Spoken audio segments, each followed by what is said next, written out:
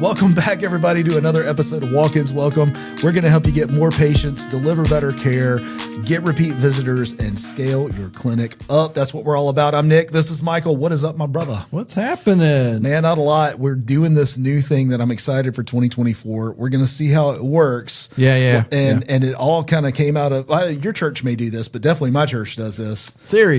A series. We're going to do our first ever series on Walk-Ins Welcome. And we're going to start with what was the catalyst of our best episode, which is, we called it the front desk advantage. Yeah. It revolved around the importance of your front desk person.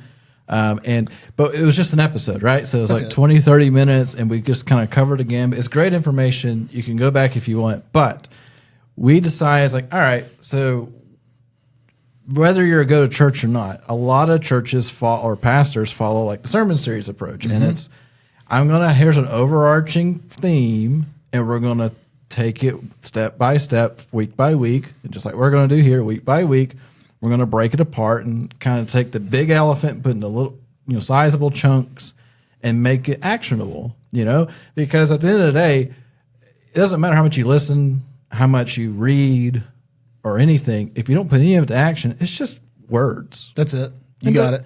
Doesn't mean anything. So we're going to start that. And here's the thing. I mean, you hear me say this, like, knowledge isn't power. Applied knowledge. Yeah, exactly. Yeah, we can just end it there.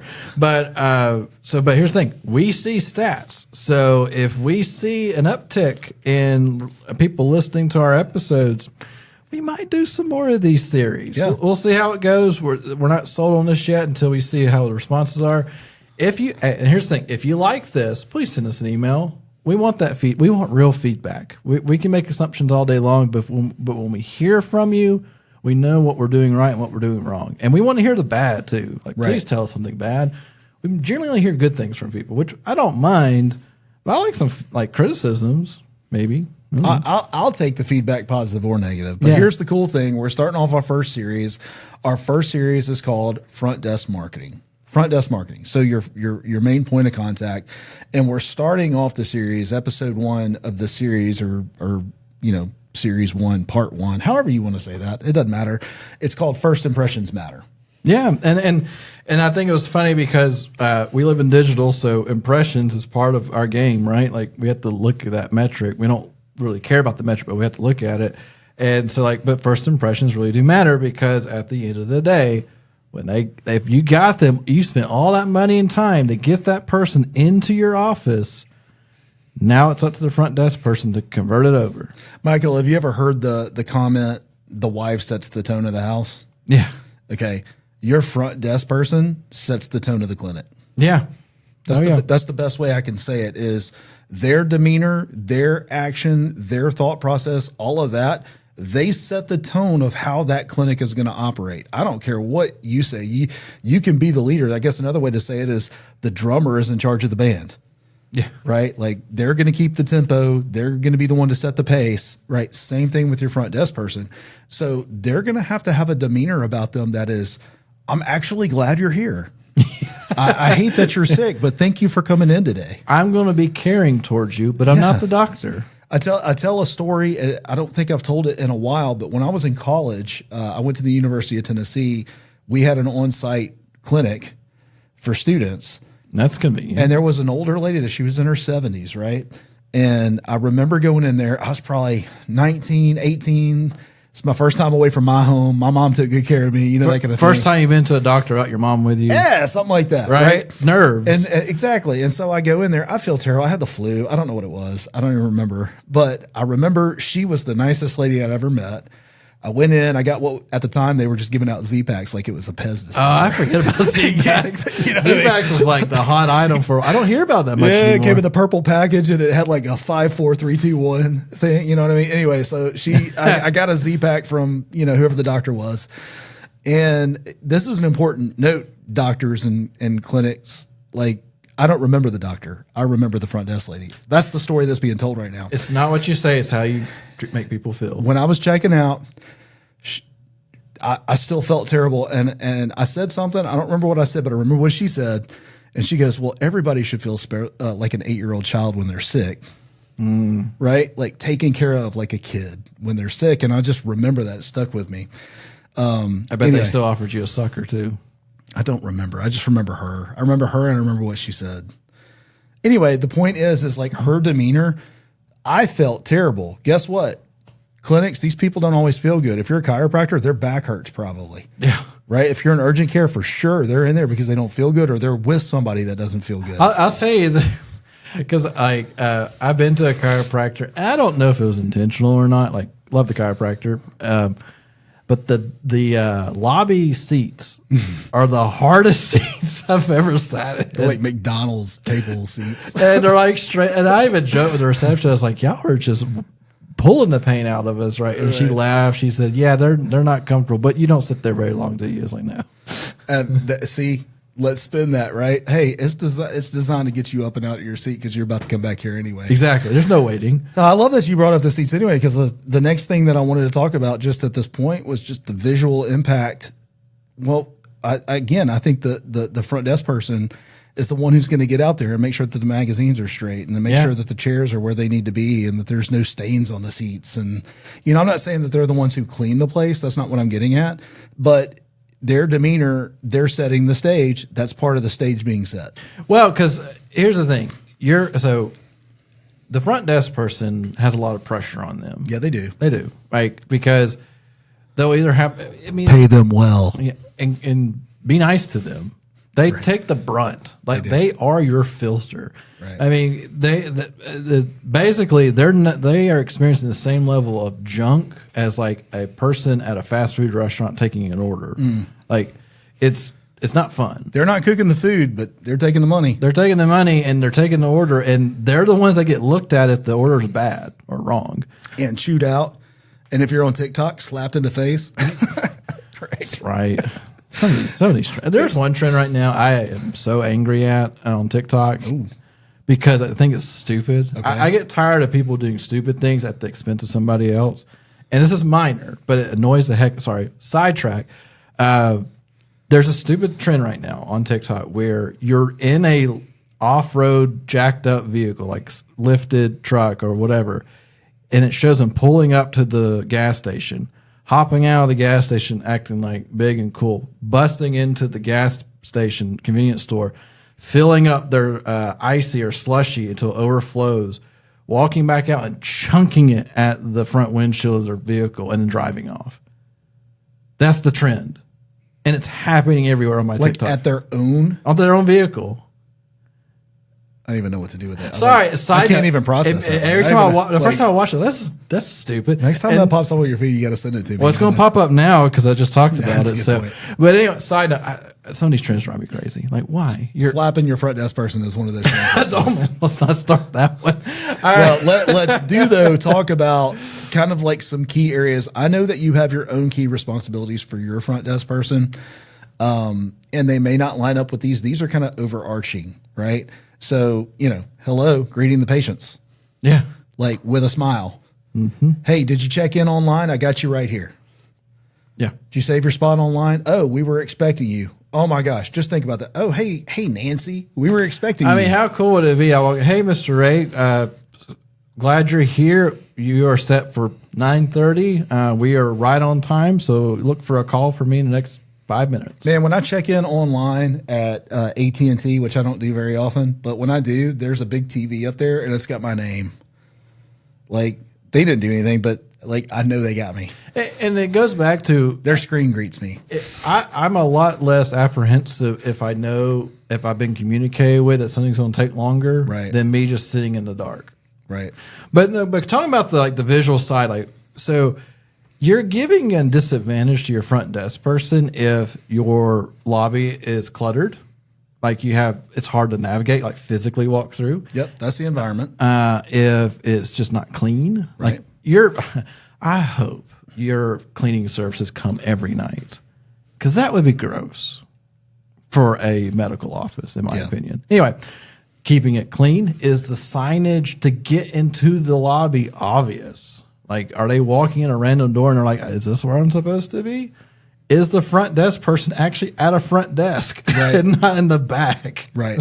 Like, or the side corners or whatever. Because like the hospital system near here, they use a kiosk to check in, and I have very mixed emotions about it because their so one of this big waiting room probably holds like 200 people, big old waiting room lobby, and they have like 4 kiosks throughout the area, and it says check in here, and it has like 4 screens, and everybody's sitting there just tapping away trying to check in, which I think is kind of gross. It's a touch screen and you're sick. They clean it often. Right? And so like I have mixed emotions. Like I understand the efficiency of it, but then all of a sudden we have zero communication at the front desk. And a person that walks in there that doesn't have a cell phone in their hand, why don't you just put up a QR code, big giant QR code, check in here. Yeah. Set in, right in. Yeah. So anyway, so give the front desk person as much power as you can give them, right? So they don't need to have to fight somebody because they're already aggravated, because it's not going to end well, and you don't need to stress this person out. So because they got enough coming at them already. But we know they're there to greet the patients and to give a positive attitude. We know that they're managing appointments, like making sure that lobby is efficient, right? Efficiency matters.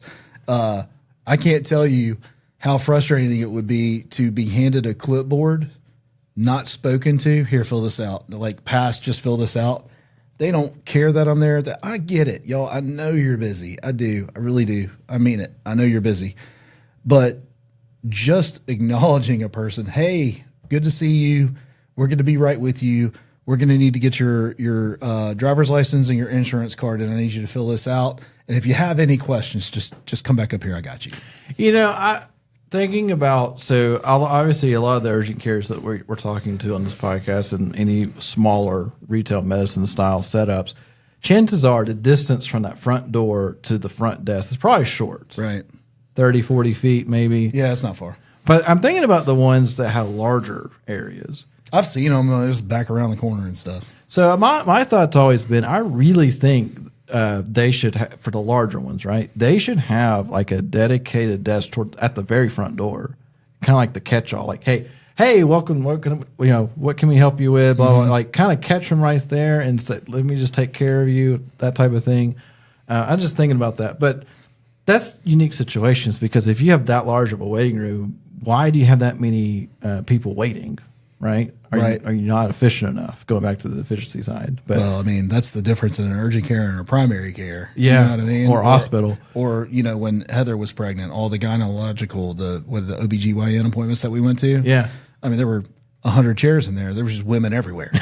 Just everywhere. And here I am, like one of like 3 dudes. Yeah, they're all staring at you. Hey, man. Hey, like hey, you're guy. Like you're a fish in a fishbowl. Right? Yeah. And I had to do that through 3, right? So, all right. So your front desk is probably going to be answering a lot of questions, either by phone, email, text message, your chats, whatever you have in place. They're probably going to be your main point of contact from that too. So making sure that they're clear in their communication. Yeah. Right? Not just, God, have you ever picked up the phone and called somebody and they're like, what do you want? Or I really like, go to the website. I don't have time for both. You know what I mean? No, like if they're calling you, they're a potential patient of yours. Make sure that you treat them with the respect that they deserve. I say patient of yours. They are your customer. Yeah. This whole podcast is about retail healthcare. Yeah. That means they had a choice. So I tell you, you know what I mean? Yesterday I had an interesting interaction. So I was working on getting an appointment with a specialist, and 2 weeks ago, my primary care said, hey, we sent the information to your specialist. They'll call you. A couple of days go by, nothing happens. So I messaged and this is all through their app. Like I'm just messaging somebody at my primary care. I'm not calling them, just messaging them. Sending out a message, hey, I haven't heard anything from the specialist. Literally in 5 minutes, the lady pops back, hey, thanks for letting me know. I'm going to reach out again to them, blah, blah. And then still nothing. So then a couple of days later, I said, hey, I still haven't heard anything. If you just want to give me their information, I'll call them and get an appointment. 5 minutes later, boom, here you go. Here's the information. This is the doctor. This is the phone number to get your appointment. I was like, okay, thanks. So then the primary care did the job, right? Like they were passing along the referral, and and I know they contacted them because I called the specialist, and that took way too long. It was like I called on hold. And literally the first person to answer was like, what do you want? I really thought I was calling I thought I was calling the wrong people because there was no introduction. The funniest thing is when a business answers the phone and goes, hello. Yes. Yeah. Like, cause I was afraid to say what I needed. Cause like, did I just call a person, not a company? And I said, hey, yeah, this is Mike Ray. I need to set up an appointment. Are you a new patient? Yeah. Hold.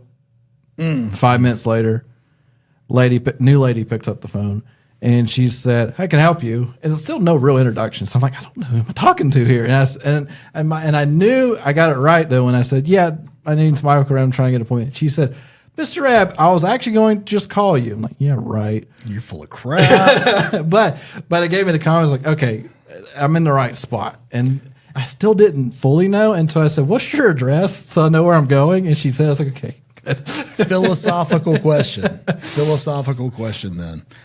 Would that have been a better experience, or would you have rather been through a phone tree and just gotten directly to the person you needed to talk to the first time? I mean, ideally, somebody picked up the phone, introduced themselves into place, and That's took not what care I'm of it. No. That's not what I'm asking though. I'm just saying. Phone tree would have been better. And I'm bringing that up for a point. Like, if a phone tree is better than your front desk isn't trained properly.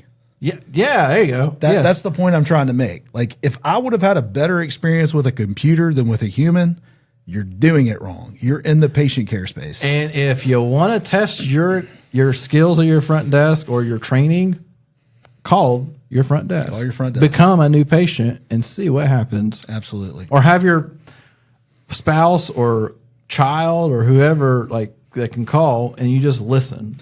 And that is the perfect segue into our next segment part, which is mastering communication skills. All right? First of all, you're never going to master it. Let's just be clear about that. But you can be on a quest too, right? Your front desk person deals with people. Here's the challenge. They also have to deal with data entry. They have to deal with, coding things. They have to deal with managing appointments. If you really think about all the things that a front desk has to do, there are two completely different personality types having to do one job. Yeah. Right? You have to have a high detail person and a high energy person that likes human beings. Yeah. Those are very rarely the same person. You know what I mean? Or I'm thinking of Kimberly, high detail. Yeah. And then me, no detail, very people. Right? Well, and then you can, and if you're not sure, just at the end of the day, when you talk to your front desk person, if they said they're overwhelmed or tired, you know what's going on. That's right. As a side note, too, we have a weekly check-in that we do for our employees here, and it tells us how they feel based on smileys. Smiley faces. Smiley faces, right? Or frowny faces. Yeah, right? Or exploding heads face. Anyway, it's been the most revealing little survey we ever do. Survey that we've ever done, and it's been consistent for over a year now with us, and we enjoy it. I even noticed now when I go to Dollar General, when you're trying to finalize your transaction on the POS, it says, "How was your day?" and it's just smiley faces. I love that. I know. I was like, okay. Actually, I love that. Yeah. We need to send out a net promoter score to all of our clients and only give them one option. Best client ever. Best experience ever. Yeah. No, seriously, when you're mastering communications with your front desk, with them having to juggle all of those plates at the same time, I would argue probably the most important one is making sure that your people skills are in place. I recommend a book. I make my team make is the hard word, but it is true. It's required reading here. And that is Skill with People by Les Giblin. And you can read in 10 minutes. The book is so chill. I mean, it's so easy. It's not chapters broke into 6 different stories with scenarios and all that. It is like bullet point, 5 bullet points about that bullet point, move on to the next thing. Yeah. Right. And it's so actionable, and it talks about body language. It talks about people skills. Anyway, it's called Skill with People by Les Giblin. Highly, highly, highly recommend Skill with People by Les Giblin. Yeah, and like I said, you can read it in a few minutes. Like, it's not hard reading, but it's so practical. It's literally like 35 pages. Yeah, it's fantastic. You can read it on your lunch break. I read it every month, by the way. I know you've heard me say that. I do. I read it every month as part of just my ongoing reading. And they can probably tell what chapter I'm on based on if I come in and I call you by name. You know what I'm talking about? Like people's favorite sound is their own name. All right, handling patient data. Oh yeah, so HIPAA. I mean, we can talk HIPAA all day. We're not HIPAA experts, but the reality is, your front desk person is taking a driver's license, is taking insurance, is taking a symptom card. You know, like they're filling out the symptom. How do I feel? They're taking lots of every bit of data about that person except for what your doctor's about to prescribe them. So there's an opportunity for them to mess up. And you have to have it trained pretty well, because not only are they taking that data, they got to turn. This is the part I'm so confused on. Like you sit there and you write all this stuff out, and then you hand it to them, and you literally watch the lady or the man type for 10 minutes, like manually inputting stuff. And then they ask for. I always laugh when you do your insurance cards and you fill it out and they still ask for them, because like they don't believe you. No, I know. Like I gave you that last time I was in here. You know, but getting that HIPAA compliance, making sure that you're getting the data, that data is secure, right? Those are the things. It's funny. A lot of people are doing the internet medical records. What is it? EMR, something like that. I can't remember. Electronic medical. Electronic's the word. Email, whatever I said. Internet. So I think you hear us talk about Solve all the time. They don't have that piece built out in their software, but like the urgent care or the primary care I go to uses Athena, Athena Health, which is really good. And I can actually I can reach back out to my nurse practitioner just about any time I want. If I need a refill on a medication, or if I just have a question about something, or, hey, I'm having a side effect, or I don't know, I gained 2 pounds, whatever. If I want to reach out to her, I can send her through that secure portal on Athena, and I like that. Mine's called MyChart. Okay, so you know. Yeah, and it works. And they're responsive. Ish. Yeah, mine is. Yeah, I was like, ish. Anyway, point I'm trying to make, though, is making sure that you have systems in place to handle HIPAA compliance, handle patient information. Make sure that when you're coding their insurance, that you code it correctly. All right. So all of this is leading. Okay, Nick, you just talked all about the front desk marketing. Michael, do you know, I haven't asked you and it's not written down on your sheet. Oh no. What marketing tactic does this tie into specifically? Retention? No, but retargeting? Nope. I don't know. The most effective form of advertising in the world is word of mouth. That's it. Everything we just talked about in this podcast today has a direct impact on whether or not you're going to have an effective word of mouth advertising. And talking about the most effective too, it is if you do all these things right, because these things you have to do anyway. So if you might as well, if you're going to do them right. Right.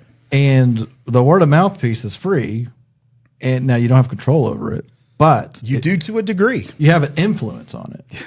You have great influence. That's right. And so, but it's huge. We all know because here's the thing, our digital marketing, we can get a lot of people in the door. We know that, but we can't get fully convinced people in the door. Where word of mouth, I say, hey Nick, I heard you got an issue, whatever. I went to this doc and it was fantastic. Good enough for me, like I'm in, like that's the mindset, right? With a word of mouth. And so like, you don't have to convince as much. And honestly, there's probably a little bit more grace inside of a word of mouth. We're just losing it today. Word of mouth patience, in my opinion. There is. Yeah. Unless it's negative. Because that's word of mouth marketing, by the way. It's just negative. It can turn on your head so fast. And that's so we had the mini episodes. Well, let's do a quick one. Michael, if I told you to go try a good restaurant, okay, you're likely to try it. Probably. Yeah. If I tell you a restaurant, that is the worst restaurant I've ever been to, I will never go. Say that again. I will never go. Okay. All right. That's the whole point I'm trying to make. If somebody says I had a good experience, they're going to at least remember the fact that if it showed up in a Google search, hey, my friend went there and they said it was okay. Like they handled everything, no problems, friendly, got in, got out, boom, I'll go there. But if that shows up on a Google search, and that friend said, man, I had the worst experience at this urgent care, guess where they're not clicking. So and that brings up a point. What if friend A said, this place is terrible. Friend B said, "Hey, I went here. It was fantastic." Mm-hmm. Now, as a conundrum, I'm in a pickle, right? That's right. So what do? I go to reviews, and I make a judgment if I actually need them. Mm-hmm. But I'm already kind of like, well, I don't know. Maybe I'll just go somewhere else. So it is so hard to flip that negative word of mouth. So you have to be careful because it can burn you really quick. And, urgent cares in particular, y'all have it difficult from the standpoint of volume. Yeah. Like you guys have it such a hard time. We have a whole webinar around the idea like reviews and stuff like that. And you guys have a hard time because most companies, if they break 100 reviews on Google, they're rocking and rolling. Yeah, that's good stuff because they average, 3 to 5 a month. Yeah. Urgent cares, if you broke 1,000, you're just getting started. Yeah, that's 3 to 5 a day. Seriously. It's insane. But let's match it up, though, a little bit, right, for word of mouth marketing. So we talked a little bit about, that first front desk experience, positive attitude when you came in, made you feel like $1 million. The place was clean. Okay. All right. You get back there. They got your prescriptions sent to the correct Walgreens. I know. We'll hit the story button in a minute and you tell one, right? But they made that connection and then it's there when you get there, right? And then, oh my gosh, I did not get any surprise bills. I just paid my one copay and I didn't see anything else. Oh my gosh. I have such a negative view on bills when it comes to medical. Right? But chalk this all up to the experience. The experience controls the word of mouth, right? So if I get these little miniature experiences right, the front desk, the coding, protecting that information, making sure there's no surprises, making sure that they get what they came here for, right? There's follow-up, all of these different things that front desk has a lot of control over. You have a lot more opportunity to get repeat visits, which is a part of our tenets here, right? Yeah. Repeat visitors is what we want for you. Yeah. And my goodness, if you had a point where your front desk could call people by name as they're walking in regularly, that person's sick. Yeah, right. They're real sick consistently, but it's that comfort of it, right. Because I think that's something that there's an identity that's being missed on the urgent cares because 20, 30 years ago, where you only could go to a primary care, you were probably known by name, right? Urgent cares. Most of your patients are pretty new, or they're sporadic. Like they don't show up for every type of appointment they need. They only show up for I need somebody now. And so creating an environment where there's opportunity, and it would be so cool where you talked about earlier, the receptionist could see who's lining up coming in and they were able to identify that quickly and then start, because using that first name, it's powerful. Oh man, when I hear my name, I'm like, yeah. Hey, by the way, if you want somebody to feel good, like if you're at a checkout at Walmart or Target and you're not using self-checkout and you're using regular checkout, they have a name tag.